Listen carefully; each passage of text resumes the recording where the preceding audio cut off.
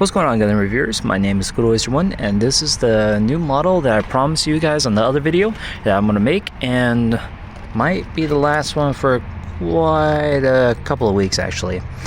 I'll explain later on. So this is my new collection model from the new Mecha series that just came out on Funimation. If you guys haven't seen it, definitely take a look on Funimation, or if you guys have it at a website, you know it's on there, go ahead and go watch that as well. The name of the show is actually called AMAIM Warriors Borderland. I can be wrong with the title, but it is the newest and new hip action mecha show that has been lately. They even released these models before the show even started, to be honest with you. And actually that was pretty cool, because all of us were all wondering, like, what the hell are these? Are these new, or what are they from? Are they a new mecha, or is there a show coming out? Or no, it's just for random. But no, they are a new mecha anime show. The graphics are really pretty good on the animation, but a little bit average, to be honest. But the action has the top notch on the show so far. Right now I think I'm at episode 12 or maybe 13. I feel like that there's going to be I don't know if they're continuing on the episodes, or I think they do, because I did saw the little preview on the next episode.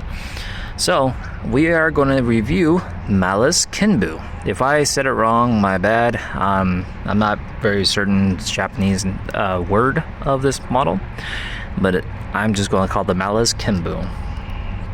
So the MAILES Kenbu is one of the most technically old but advanced machine. I want to say mobile suit, but I can't. So in this show, they're called AMAIMs. AMAIMs. I gotta hear the dubbed version and see how they pronounce it. But I'm gonna say as best as I can. They're called, the machines that they have called AMAIMs. Sorry, AMAIMs.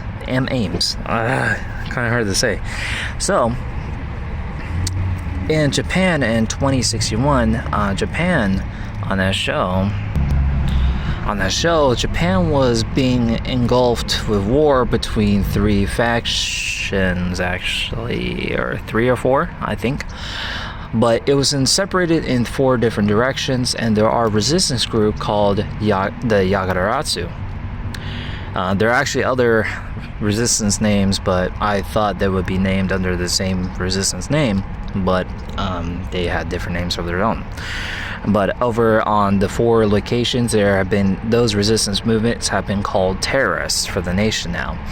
Now, Japan has been occupied by four nations. I'll say it. One down on the I would say east of Japan, was being protected by the NAC, which is North American continent, which they are respectfully actually rebuilding the Japanese population. I can't say into further politics in the show, but in another location on the west side of Japan, it is being inhabited by the Chinese military, or the Asian military, like from China. They're a bit more brutal than the NAC. And there's also the Oceanian military, which also, as well as rough and more brutal than the Asian military. And there is actually another military faction that has affiliated with Russia. To be honest with you, I don't know the name of it. I just saw them fight about, I think, like episode 8 or maybe 10. I can't say for certain, but once I continue watching the show, I will let you guys know the name of the military faction. But we're going to talk about the Kenbu. I'm going to call it Kenbu. So the Kenbu was actually abandoned on an abandoned factory or storage room. Then the main character named Amao. He is a young boy who had unfortunately lost his parents during the war and ended up becoming a war orphan or an orphan.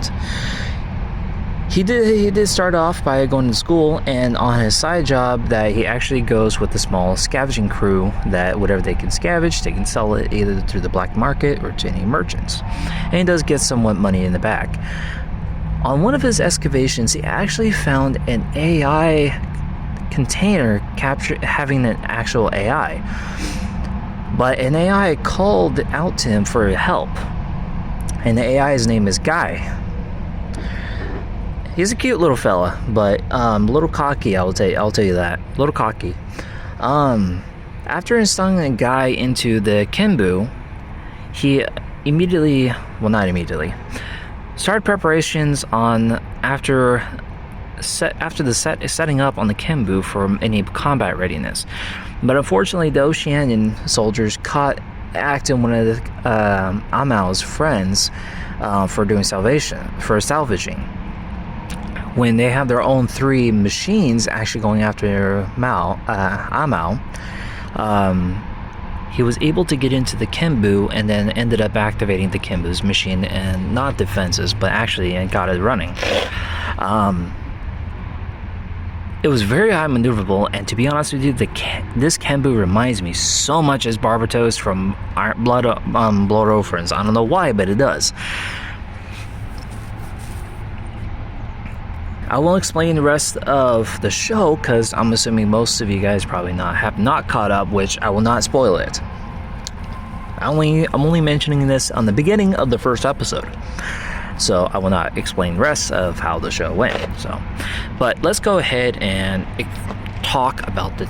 Ooh, no! Almost dropped my phone. Okay, so let's go ahead and talk about how awesome this model is.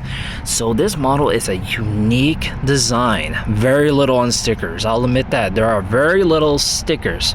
No thrusters, no thrusters needed. I actually do need to set up on how he's standing.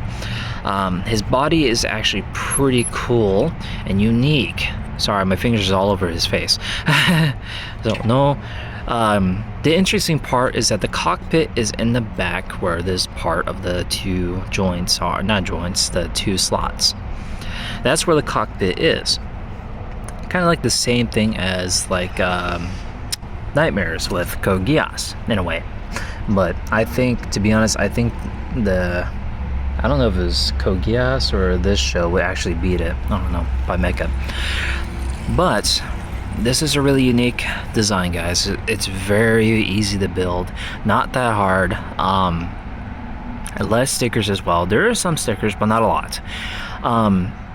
The manual is very straight on. Take your time, because to be honest with you, this is my first ever a 172-inch high-grade model that I have in my life, to be honest with you. And I thought this guy was going to be big. I thought he was going to be bigger, like close to this box where the lion is, or probably like close to where the chick is, and I'm pointing at her lower torso where her skirt is for some reason. Don't call me a pervert, please. This is a very unique design. Bandai and Sunrise, you guys did a really well job, and whoever the studio who made this show, awesome job, guys. Awesome job. Unique machine. Now I thought to myself, imagine if Gundam models, mobile suits, and these machines fought it out. Who will win? I don't know if it would be beam weaponry or who else. But let's go ahead and look on the side attachments that is also equipped with the machine. So this is like a slot little backpack and 2 little weapon holders. You can actually put either like a rifle on this side, or the sword, rifle, doesn't matter. But they have the fits on it. And also it comes with a small little shield, but has a blade extended out. I painted it pink. Pink because I wanted to have it like in a, you know how Gundam Seed Destiny with Shin's beam swords has that little beam extended out, or like the Heat Hawks with the Zaku's. So I decided to have it like a hidden dagger Heat Hawk. I might do with the other weapon attachments that I will be getting on later on. And also we have this by weapons, and a standardized machine gun, which is actually pretty unique and somewhat closely related to, well, not related, but closely alike as a pulse rifle like in Starship Troopers or a Lancer from Gears of War. I don't know why, but it reminds me a lot of it, which I love it. And also, oh yeah, it's when I first saw this rifle, either on pictures or on the show, I thought this was a shotgun, to be honest, but I didn't think it was a machine gun, a badass machine gun, to be honest. Sorry, didn't mean to curse. And lastly, you have it is sword. I also painted it pink as well with a marker. Very cool, actually. So you can extend it on the back of the model, and also you can actually have it out on his hand. You don't have to take out the hand joints like the little white pieces right here. The white pieces right here. You can just actually slide that baby in.